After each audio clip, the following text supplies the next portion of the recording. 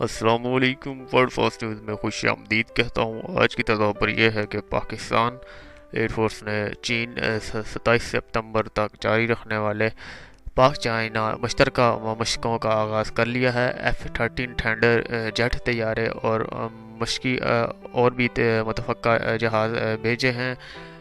Peoples liberation army air force کے ترجمان شن جینگ نے کہا کہ چینی J-11 فائٹرز، J-8 فائٹرز بمبار، KJ-200 اوکاسی طیارے، زمینی چینی افواج اور زمین سے فضا میں مارنے گرانے کے میزائل اور ریڈار ٹروپس بھی ان مشقوں میں حصہ لیں گے۔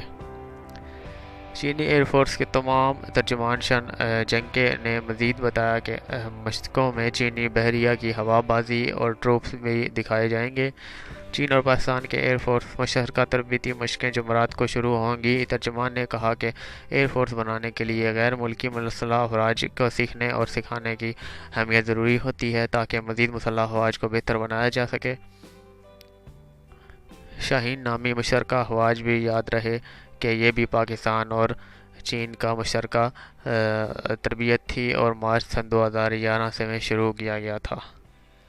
دوستوں، مزید خبروں میں بنے رہیں، چینل کو سبسکرائب کرنا نہ بھولیں۔ اللہ حافظ۔